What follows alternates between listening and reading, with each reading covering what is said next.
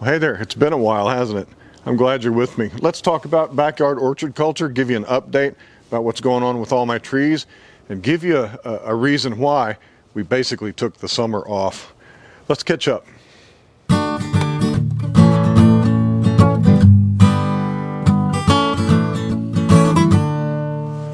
Well, you can see all this dead grass out here. This is a result of a very, very difficult summer. We had a drought and it's killed off lots of lawns in our area. We had a severe drought. In fact, we hit high temperatures that set records for our area. Just a few weeks ago, well, a month ago, we hit 110 Fahrenheit, and we were sustained at high, over 100-degree Fahrenheit days, longer than normal. We had a serious drought, and it knocked back my lawn. It killed off my garden beds, which I might not even show you just now. They're basically weed beds. But my trees being in ground, I took care of them, I watered them. The sweet potatoes in the raised bed over there have sprawled everywhere because they love the heat. My goji berries have come back as well. Let's walk around and look at these trees, and I'll show you a little update on how we keep these trees short. This is my apricot tree. And if you remember, in the summer, around the summer solstice, we came back and we knocked this tree back to about right here. You can see where the cuts are. You can see where we made the cuts on this tree. Here's a good example. And you can see that since then, we've put on another 12 to 14 inches of growth from where we made our cuts. The apical dominance really forced out new growth. This tree is about as high as I want it to get. If we come around to this side, you can see we were trying to keep a goblet shape, but this is a weaker limb, and so it's not quite growing the goblet shape I want, but it's doing okay. It's got an open center. It's just, there's nothing here. What we'll do is probably pick this branch here and remove these two in the winter prune and let this one kind of fill in this area. And some general maintenance, and that tree was put in on January the 1st of this year, and we chopped it way down. This is all 1 year's growth with a summer prune. So I'm impressed with this tree. Same thing with this tree over here. It's a plum tree. Again, we have had this tree for 2 years, and you can see this is the weaker of the branches. And well, we tried to get it to come out and fill out this side, but really we've got some real good scaffolds here, here, and here. I'm not concerned about this tree. It's in good shape. This tree suffered and did not have any leaves at the height of summer because of the heat, but now that it's cooled off a bit, it's blowing out leaves like crazy. Same with this peach tree. Look at this. This is a success story because it had very few leaves throughout the summer, but now that it's temperate, it's putting on a lot of growth. And we'll get growth until winter shuts them down, but winter comes late here. That won't come really in shutdown mode and probably until January. So we could afford to let this tree get another foot of growth before we start summer pruning for height. Now the apple trees. The apple trees did okay and I didn't water the apple trees as much as I probably could have, but they weathered the drought quite nicely. They weathered the high temperatures quite nicely, and that's because these are varieties that are selected to thrive in subtropical climates. And thrive they did, and now they're thriving even more. This is an Anna. Over there we have a golden Dorset that's putting on blossoms. Unfortunately, there's no other trees here putting on blossoms to cross-pollinate. But yeah, they're all happy. Lucy the lemon tree, that's 1 year's growth. Lucy was killed back last winter in our epic freeze, and it's come back from above the graft, so we should get fruit from Lucy this coming year. Sweet potatoes are going crazy. Absolute crazy. I can't get to my Fuji because of the sweet potatoes. That's okay. Fuji, we need to let that thing grow a few more years and start kind of reshaping it because it wants to grow weird. None of the branches, I wasn't able to get them to come out where I wanted them to. But yeah, these trees are doing quite nice.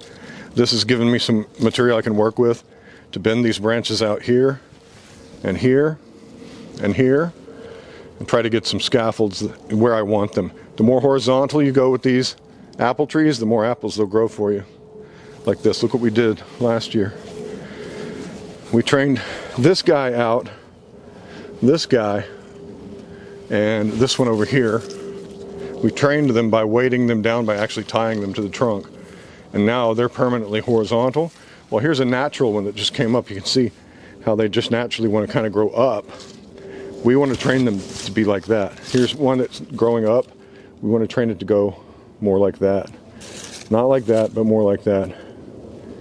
Actually, this one we're going to remove because it's kind of growing into our scaffold plan here. We'll probably remove this one as well. But yeah, they're growing nicely. I like it. Here you can see the horizontal, and here's a natural, almost a water sprout coming out straight up and down. We'll remove that. We'll remove that. But we're going to wait until the leaves are either naturally dropped or we have to strip it way into winter before they start waking up with new growth. Yeah, I like it. This is a King David. This is the last apple tree I put in, and it had a little catching up to do, but you can see it's catching up quite nicely, and it's formed quite nicely as well. We'll put some weights on the end of these branches, get them growing in the right direction. What we want is small apple trees. This is not a very large yard. We want small fruit trees. We don't want to be climbing up in tops of trees like that to get our fruit.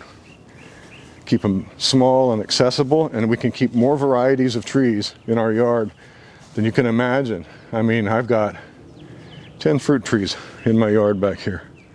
The citrus in pots, doing quite well. Really responded to this rain, putting on brand new growth. You can see that was where the growth terminated during the summer, and the leaf miners found it, but it's putting on new growth since we've had some temperate weather.